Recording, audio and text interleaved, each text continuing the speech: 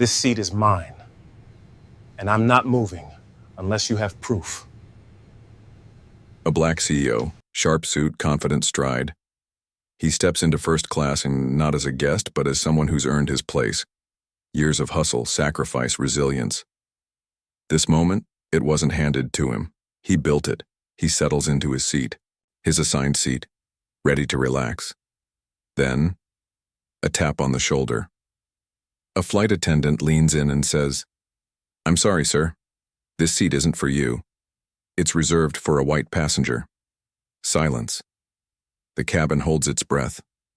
Eyes dart. Awkward glances. No one speaks up. But what they don't know, this man isn't just any passenger. He's a self-made leader, a visionary. The kind of CEO who didn't just break the glass ceiling. He rebuilt the entire building. And in the moments that follow, the power shifts because dignity isn't assigned by a seat, it's carried within. This is more than a story of disrespect. It's a moment where truth confronts prejudice and changes everything.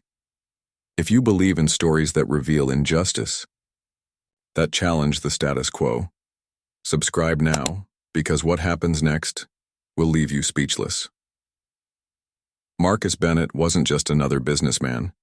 He was a name that echoed through boardrooms and graced the covers of financial journals. Born into hardship on the south side of Chicago, Marcus knew struggle from the start: poverty, rejection, and above all, racism. He faced it all. Not once, but every single day, yet instead of breaking him, it built him.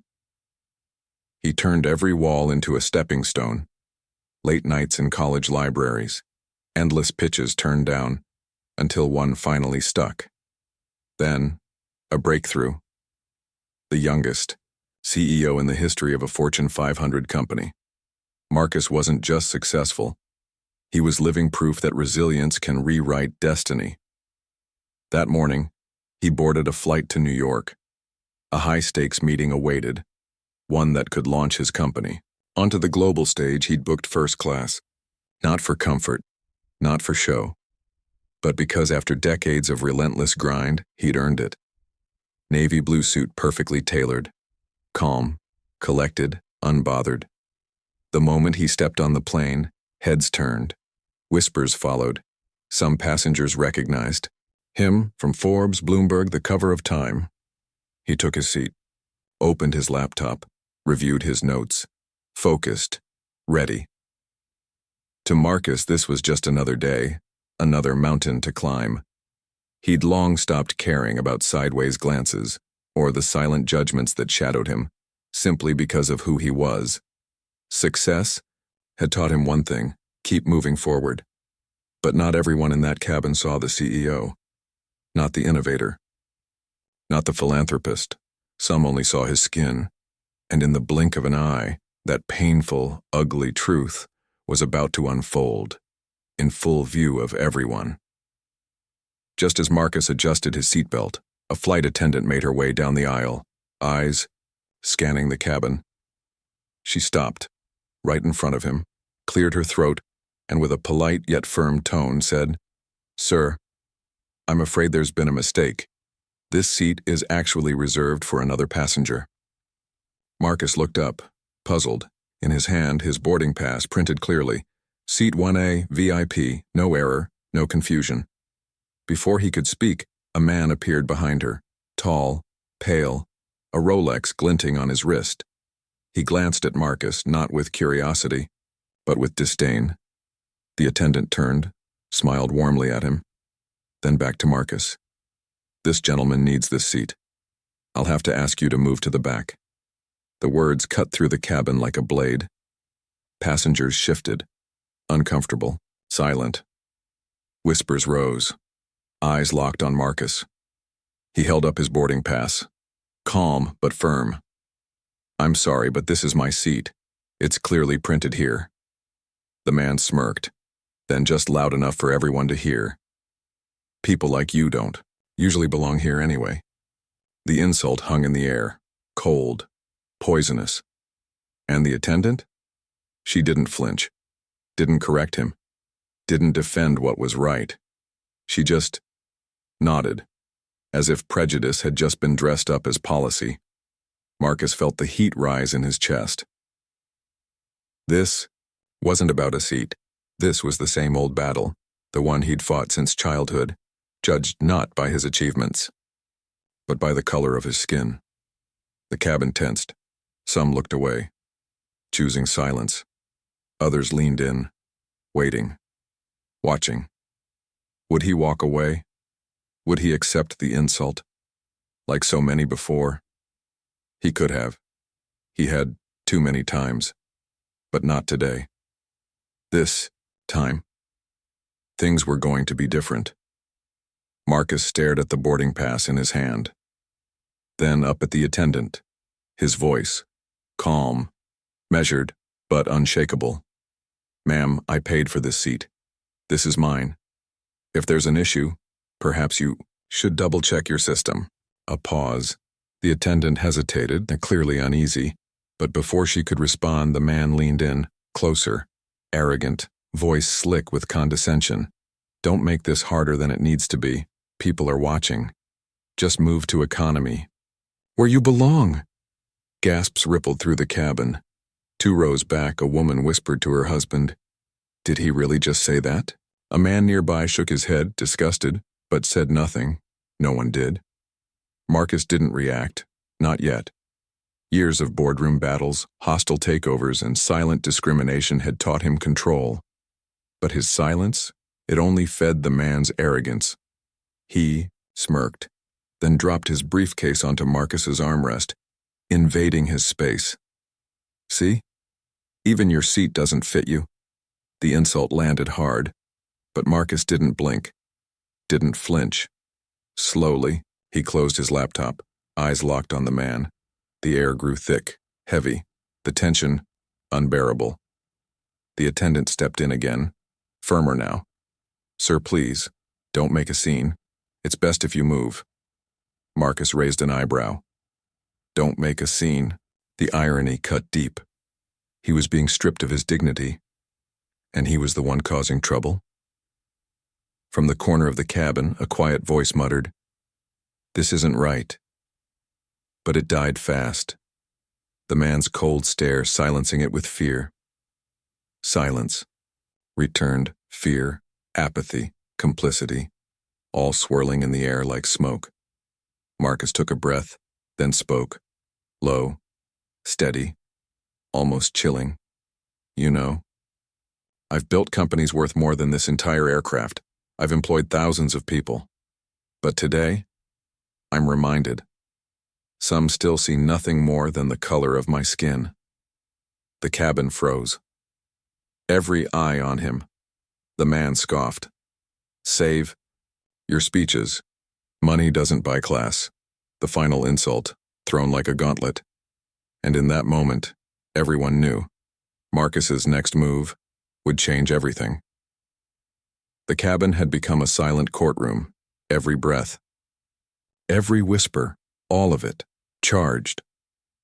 Marcus sat motionless in seat 1A, boarding pass in hand, not as proof, but as a symbol, a quiet declaration of truth.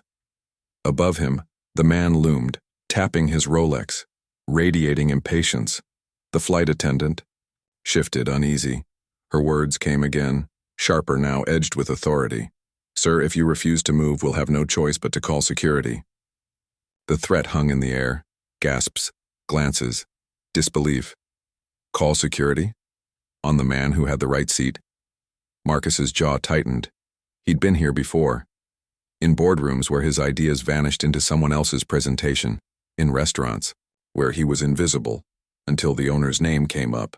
In spaces where his presence was questioned, simply because he didn't look like he belonged. But this was different, this was public, this was blatant.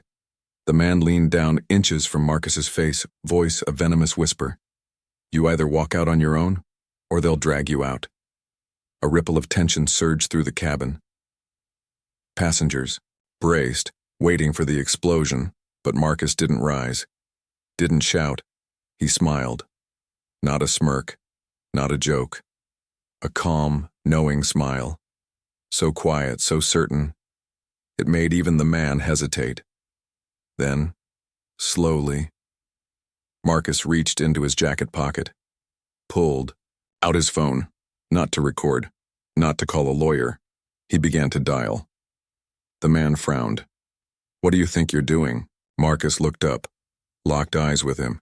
His voice, soft, steady, but loud enough for the whole cabin to hear. "Making one phone call. That will change everything in this room." Silence. The attendant froze. Passengers leaned forward. Even the crew held their breath, and for the first time, the man felt it. A flicker, a doubt, because no one knew who Marcus was really calling. The cabin had become a silent courtroom.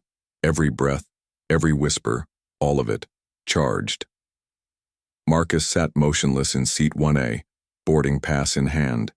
Not as proof, but as a symbol. A quiet declaration of truth. Above him, the man loomed, tapping his Rolex, radiating impatience. The flight attendant shifted, uneasy. Her words came again, sharper now, edged with authority. "Sir, if you refuse to move, we'll have no choice but to call security." The threat hung in the air. Gasps, glances, disbelief. Call security? On the man who had the right seat? Marcus's jaw tightened. He'd been here before. In boardrooms where his ideas vanished into someone else's presentation. In restaurants where he was invisible, until they realized he was the owner. In spaces where his presence was questioned, simply because he didn't look like he belonged. But this was different. This was public. This was blatant. The man leaned down, inches from Marcus's face, voice a venomous whisper. "You either walk out on your own, or they'll drag you out." A ripple of tension surged through the cabin. Passengers braced, waiting for the explosion. But Marcus didn't rise, didn't shout. He smiled. Not a smirk, not a joke. A calm, knowing smile, so quiet, so certain. It made even the man hesitate. Then, slowly, Marcus reached into his jacket pocket, pulled out his phone, not to record, not to call a lawyer. He began to dial. The man frowned. "What do you think you're doing?" Marcus looked up, locked eyes with him, his voice, soft, steady, but loud enough for the whole cabin to hear. "Making one phone call. That will change everything in this room." Silence. The attendant froze. Passengers leaned in. Even the crew held their breath. And for the first time, the man felt it. A flicker. A doubt. Because no one knew who Marcus was really calling. As the plane lifted into the sky, Marcus closed his eyes for a moment. To the passengers around him, he had just delivered a powerful lesson. But to Marcus, this wasn't about victory. It wasn't about proving he was better. It was about something far deeper, reclaiming dignity in a world that too often tries to take it away. Racism doesn't always scream. Sometimes it whispers. It hides behind polite smiles, behind policies, behind quiet dismissals. That's what makes it so dangerous. People ignore it, excuse it, pretend it doesn't exist, until a moment like this forces everyone to see it clearly. What happened on that flight wasn't just about a seat. It was about a society that still too often measures worth by skin color. But Marcus's response reminded everyone of one unshakable truth. Silence in the face of injustice only feeds it. Real change begins when you refuse to be silenced, when you demand respect, not just for yourself, but for every person who's ever been made to feel like they don't belong. And here's the truth. Everyone watching this right now has a choice. You may not be a CEO, you may not have millions in the bank or a Fortune 500 company, but you do have a voice. And sometimes, using that voice, to call out racism, to stand up for what's right, can be more powerful than anything money can buy. Because injustice thrives in silence, but it dies when ordinary people say, enough. So the next time you witness prejudice, in a workplace, in a classroom, on the street, or even within your own family, remember this moment. Remember Marcus. Remember that courage doesn't always look like shouting or fighting. Sometimes it looks like sitting still, staying calm, holding your ground, and letting truth do the heavy lifting.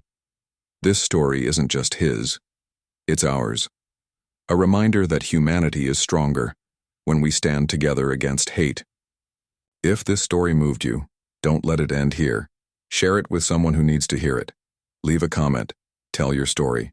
Your voice matters. And most importantly, subscribe to this channel so you never miss another story that shines a light on truth, justice, and the fight for equality. Because change doesn't start with one man on a plane. It starts with all of us right here, right now.